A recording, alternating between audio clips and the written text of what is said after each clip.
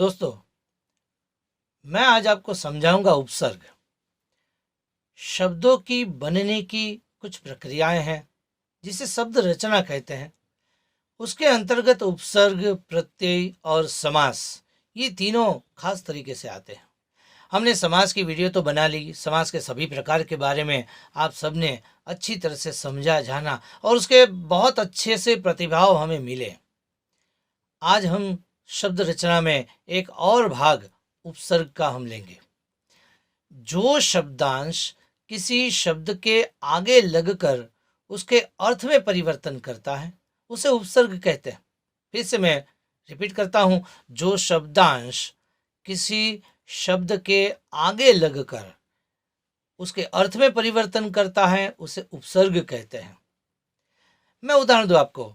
जैसे हम शब्द कहते हैं कि सुपुत्र, एक शब्द ले सुपुत्र। सुपुत्र, उसमें पुत्र मूल शब्द है और सु उसका उपसर्ग है। अगर दूसरा एक शब्द ले कुपुत्र, तो पुत्र मूल शब्द के आगे कु लगा दिया तो शब्द का अर्थ बिल्कुल बदल गया। कुपुत्र, सुपुत्र मतलब अच्छा बेटा, कुपुत्र मतलब खराब बेटा जो संस्कारी नहीं है। अब देखिए, यहां आपने देखा होगा मूल शब्द तो एक ही है, लेकिन उसके आगे उसका उपसर्ग लगाया, अलग अलग लगाया। एक के आगे सु लगाया तो दूसरे के आगे कु लगाया। आपने समझा होगा कि उपसर्ग को जोड़कर शब्द के अर्थ में परिवर्तन हो जाता है। उपसर्ग का अर्थ तो होता ही है, हर एक उपसर्ग का अर्थ है, लेकिन वह उपसर्ग का अर्थ वाक्य रचना में स्वतंत्र रूप से कहीं भी उपयोगी नहीं है। मतलब ये कि प्रत्येक उपसर्ग किसी न किसी मूल शब्द से जुड़ा हुआ रहता है और इसी प्रकार एक नए शब्द की रचना होती है। हम कई सारे उदाहरण आपको देंगे, ढेर सारे उदाहरण आपको देंगे, जिससे आप समझ पाएंगे कि उपसर्ग का कमाल क्या है। उपसर्ग के कुछ भेद बताए हैं। जैसे शब्दों के भेद है तत्सम, तद्भव और विदेशी, ठीक उसी प्रकार उपसर्ग के भी भेद है। क्योंकि हिंदी भाषा संस्कृत से ही अवतरित हुई है, इससे संस्कृत के शब्दों का उपयोग होता है, उसी प्रकार संस्कृत के उपसर्गों का भी उपयोग होता है। अब जो उपसर्ग हिंदी में संस्कृत भाषा से आए हैं तथा हिंदी के तत्सम शब्द के साथ ही जुड़कर नया शब्द बनाते हैं, वे तत्सम उपसर्ग कहा जाता है। मतलब ये कि संस्कृत के जो उपसर्ग हैं वे संस्कृत के शब्दों से ही जुड़कर नया शब्द बनाते हैं। ठीक है, बात आई समझ में। हम उदाहरण लें, जैसे अधि उपसर्ग लें तो अधि का अर्थ है ऊपर, श्रेष्ठ, और उससे हमने उदाहरण बनाया अधिकार। इसमें मूल शब्द है कार, तो अधि से कार जुड़ा तो अधिकार। अध्यक्ष, अधि अक्ष। अध्ययन, अधिपति। आपने देखा होगा कि संस्कृत का ये उपसर्ग है, मतलब तत्सम उपसर्ग है अधि, और उसके साथ जुड़े हुए प्रत्येक शब्द हैं वो भी तत्सम शब्द ही है, मतलब संस्कृत के मूल शब्द हैं जो हिंदी भाषा में उपयोगी है। हम आगे उदाहरण लें, अति। अति उपसर्ग है, उसका अर्थ है अधिक, तो शब्द बनता है अत्यंत। अंत के साथ अति जोड़ दिया तो अत्यंत। रिक्त शब्द लें, मूल शब्द, उसके आगे उपसर्ग जोड़े अति तो अतिरिक्त शब्द बनता है। अत्याचार, अति आचार, अतिरिक्त, अत्याचार। ऐसे सारे शब्द, कई सारे ढेर सारे शब्द हैं, भाषा में उपयोगी हैं। हम इसका उपयोग हमारी आम भाषा में करते ही हैं, लेकिन हमें ये पता नहीं होता कि यहाँ उपसर्ग है या यहाँ क्या है। देखते हैं आगे और उदाहरण देखें। मैं आपको बहुत सारे उदाहरण दूंगा दोस्तों, आपको कहीं कोई कमी महसूस नहीं होगी। अन उपसर्ग लें। अन का अर्थ है नहीं, प्रतिकूल। अन, अंत, अनंत। अंत शब्द के आगे उपसर्ग लगाया तो अनंत शब्द बना। अनेक, अन एक, अन उदार, अनुदार, अन इच्छा, अनिच्छा। अप उपसर्ग लें, बुरा, हीन, उसका अर्थ है। तो यश, यश मतलब कीर्ति, प्रतिष्ठा, अगर यश के आगे हम उपसर्ग लगाए अप तो शब्द बन जाता अपयश, बिल्कुल विलोम शब्द हो गया, यश का अपयश। ठीक है। मान के आगे अप लगाए तो अपमान, क्योंकि अप का अर्थ है बुरा या हीन, बिल्कुल नेगेटिव अर्थ है, तो इसका विलोम शब्द ही हो जाएगा। जैसे शब्द है तो अपशब्द, जैसे बुरा शब्द, अपकार, उसी प्रकार। अभी उपसर्ग ले, अभी मतलब सामने की ओर, की तरफ, तो अभिमान, अभिमुख, अभ्यास, अभिनेता। आ उपसर्ग ले तो आ का अर्थ है तक, समेत या पूर्ण। आजीवन मतलब जीवन तक, पूरा जीवन। आरक्षण, आकृति, आमरण। अनु उपसर्ग ले तो अनु का अर्थ है पीछे या बाद में आने वाला। करण मतलब कार्य, किया हुआ। अनुकरण, किए हुए कार्य को बाद में करना, मतलब फॉलो करना, अनुकरण है। अनुरूप, अनुसरण, अनुभव। उत शब्द, उत उपसर्ग ले तो उत मतलब ऊंचा, ऊपर या श्रेष्ठ। उत्थान, उद्गम मतलब उद्गम। उन्नति तो उन्नति शब्द बनता है। उच्चारण तो उच्चारण शब्द बनता है। दोस्तों, आप यहाँ देखते होंगे कि कहीं यहाँ पर ऐसे कोई गाढ़ नियम बिठाने नहीं है, लेकिन कभी कभी क्या होता है कि कभी संधि के नियम भी लागू हो जाते हैं, उसको हम बाद में देखेंगे। लेकिन यहाँ आगे बढ़े, उपसर्ग लें तो उप का मतलब है समीप या गौण। गौण मतलब जो मुख्य नहीं है वह। उपस्थिति, स्थिति के नजदीक में है वो उपस्थिति, मतलब सामने होना।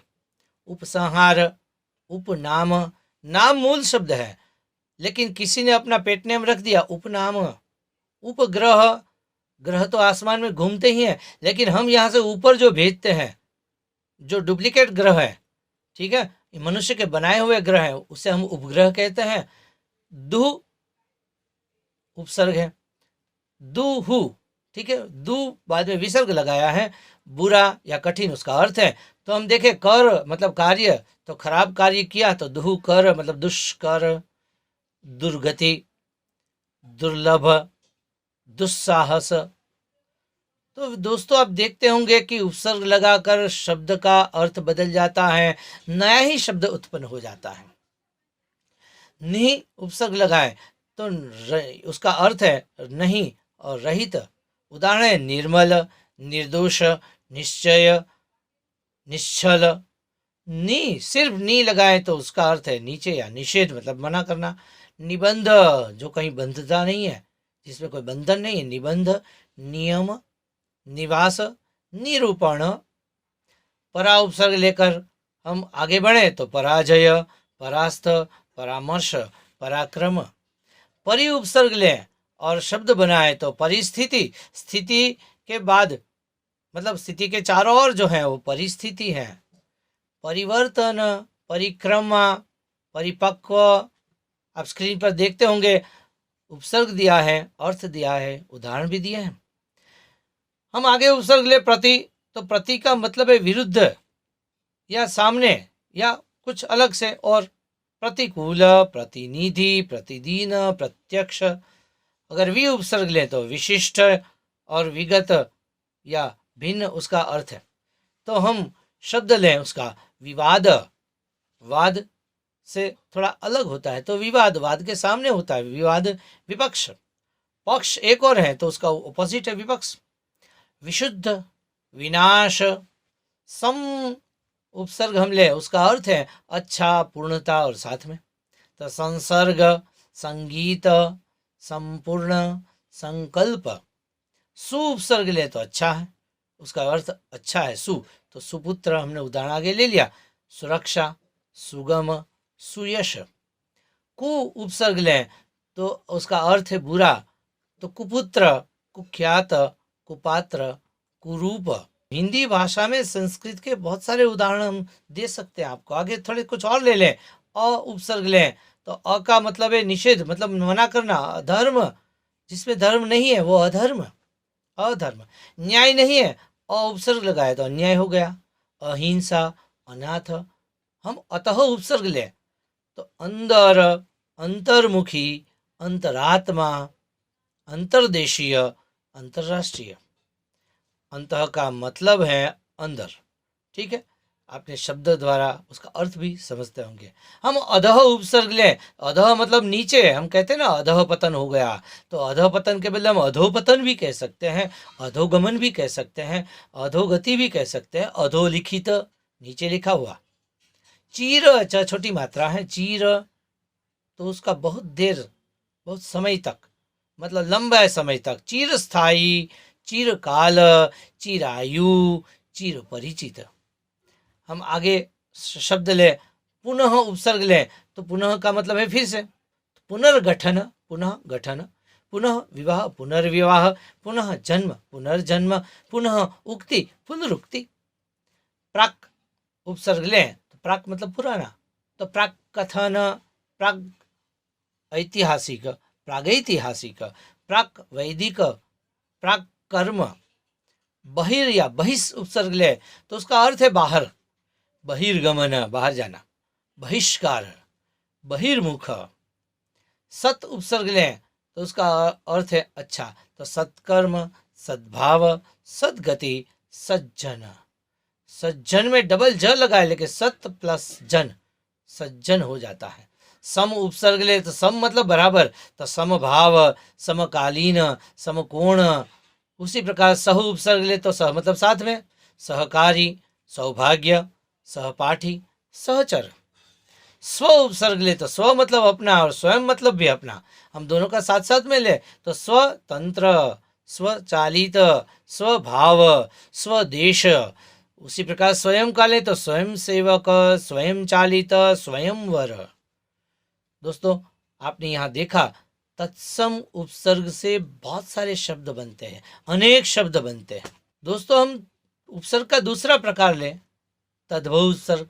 जिस प्रकार तद्भव शब्द किसे कहते हैं, जो शब्द संस्कृत से कुछ परिवर्तन होकर हिंदी भाषा में उपयोगी है, उसे तद्भव शब्द कहते हैं। तो यहाँ उपसर्ग की बात भी उसी प्रकार है कि संस्कृत के जो उपसर्ग हैं उसमें थोड़ा कुछ परिवर्तन हुआ है, वो तद्भव उपसर्ग कहा जाता है। लेकिन ये बात ध्यान में रखने जैसी है कि तद्भव उपसर्ग के साथ तद्भव शब्द मिलते हैं और बाद में ही शब्द रचना होती है। हम उपसर्ग लें, उदाहरण लें, अध उपसर्ग लें तो अध का मतलब है आधा, अधपका, अधमरा, अधकचरा, अधजला। अन उपसर्ग ले, अन का मतलब है अभाव, निषेध, अनजान, अनपढ़, अनदेखा, अनहोनी। ऊन उपसर्ग ले तो ऊन मतलब एक कम, जैसे 50 में एक कम है तो हम 49 कहते हैं, उसी प्रकार 39, 29, 59। क या कु उपसर्ग लें तो उसका अर्थ है बुरा, उसके उदाहरण है कपूत, कुसंग, कुचाल। चौ उपसर्ग के मतलब है चार, चौराहा, चौपाया, चौमासा, चौगुना। नी का मतलब है रहित, तो निहत्था, बिना हथियार का, निठल्ला, निकम्मा। भर उपसर्ग है तो भर का मतलब है पूरा, भरा हुआ, भर पेट, भरपूर, भरसक, भरमार। बिन उपसर्ग ले तो बिन का मतलब है बिना, मतलब बिन ब्याही, बिन मांगे, बिना देखे, बिना जाने। स या सु उपसर्ग ले तो अच्छा, उसका मतलब है सपूत, सुदूर, सुघड़, सुडौल। तो उसी प्रकार कुछ उपसर्ग ऐसे हैं जो विदेशी भाषा से आए हुए हैं। हम ऐसे उपसर्गों को आगत उपसर्ग कहते हैं या विदेशी उपसर्ग भी कहा जाता है, तो जिसमें अरबी, फारसी और अंग्रेजी शब्दों का उपयोग ज्यादा है। तो देखें हम, जैसे अरबी फारसी के उपसर्ग सबसे पहले लें कि उपसर्ग है कम। कम का मतलब है थोड़ा या हीन, तो कमजोर, कम अक्ल, कम खर्च। खुश मतलब अच्छा, खुशबू, खुशकिस्मत, खुश मिजाज। दर का मतलब है मैं, दरअसल, दरमियान, दरगुजर। गैर का मतलब है न होना, गैर जरूरी, गैर हाजिर, गैर कानूनी। ला का मतलब है बिना, लापरवाह, लाजवाब, लावारिस। ब का मतलब है के साथ। देखिए ब का मतलब है के साथ, उर्दू की बात है, अरबी फारसी की बात है। बखूबी, बगैर, बनाम, बदौलत, बद का मतलब है बुरा, बदबू, बदनाम, बदतमीज, बदसूरत। बा का मतलब है साथ, बाकायदा, बावजूद, बाअदब, बाइज्जत। बे का मतलब है बिना, बेकसूर, बेरहम, बेनकाब, बेईमान। ना का मतलब है नहीं, ना पसंद, ना समझ, ना लायक, नाराज। हम का मतलब है समान, हम सफर, हम शक्ल, हम दर्द। हर का मतलब है प्रत्येक, तो हर पल, हर रोज, हर साल। इसी प्रकार कुछ हम अंग्रेजी के उपसर्ग की भी उदाहरण देख लें। जैसे अंग्रेजी में हम कई शब्दों का उपयोग करते हैं, जैसे चीफ मिनिस्टर, तो वहाँ मिनिस्टर मूल शब्द है, अंग्रेजी का ही है, और उपसर्ग भी अंग्रेजी का है, चीफ। तो चीफ का मतलब है प्रमुख, चीफ मिनिस्टर, चीफ जस्टिस। उसी प्रकार वाइस उपसर्ग लें तो उसका मतलब है सहायक, तो vice principal, vice chancellor, vice chairman. उसी प्रकार हम जनरल का उपयोग करें उपसर्ग के रूप में तो उसका अर्थ होता है प्रधान, तो जनरल मैनेजर, जनरल सेक्रेटरी। उसी प्रकार हम डिप्टी, इंग्लिश में कहते हैं डेप्यूटी भी कहते हैं, लेकिन हिंदी में डिप्टी, डिप्टी का मतलब है सहायक, तो deputy collector, deputy commissioner, deputy inspector. सब का मतलब है अधीन या नीचे काम करने वाला, तो sub inspector, sub division. Assistant का मतलब है सहायक, helper, assistant clerk, assistant engineer. Head का मतलब है मुख्य, तो हेड मास्टर, हेड क्लर्क।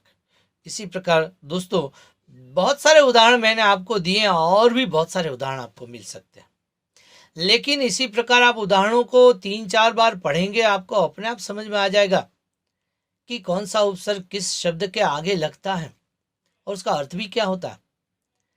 अब मूल बात यह है कि परीक्षा में कैसे पूछा जाता है, क्योंकि आपको तो अंक लेने हैं, अच्छा अंक लेना, प्राप्त करना, अच्छा परिणाम लेना है। तो परीक्षा में ये कहा जाता है कि दिए गए शब्दों में से उपसर्ग और मूल शब्द अलग कीजिए। जैसे शब्द दिया प्रत्येक, तो उसमें उपसर्ग होगा प्रति और मूल शब्द है एक। परलोक उपसर्ग है पर और लोक। निर्वाह निहि वाह। संभ्रांत शब्द दे दिया तो उपसर्ग होगा सम और मूल शब्द का भ्रांत। बेहया में बे और हया। परिस्थिति में परि और स्थिति। दूसरा भी तरीका है प्रश्न पूछने का कि प्रत्येक उपसर्ग से 2 शब्द बनाइए। अब वहां शब्द दिया था, यहां सिर्फ उपसर्ग देंगे। ला उपसर्ग से 2 शब्द बनाइए तो ला इलाज, लापरवाह। वी से 2 शब्द विचित्र, विशिष्ट। सु से दो शब्द तो सुपुत्र, सुविचार। कु से 2 शब्द तो कुपुत्र, कुरिवाज। अप उपसर्ग लगाकर 2 शब्द तो अपमान, अपयश। दोस्तों इस प्रकार मैं आशा रखता हूं कि आपको उपसर्ग अच्छी तरह से समझ में आ गया होगा। यहाँ पर बात है थोड़ा सा ध्यान देकर पढ़ने की बात है। अगर थोड़ा सा ध्यान देकर आप पढ़ेंगे, 3-4 बार पढ़िए, एक बार न याद रहें तो अच्छी तरह से आप कर पाएंगे। धन्यवाद।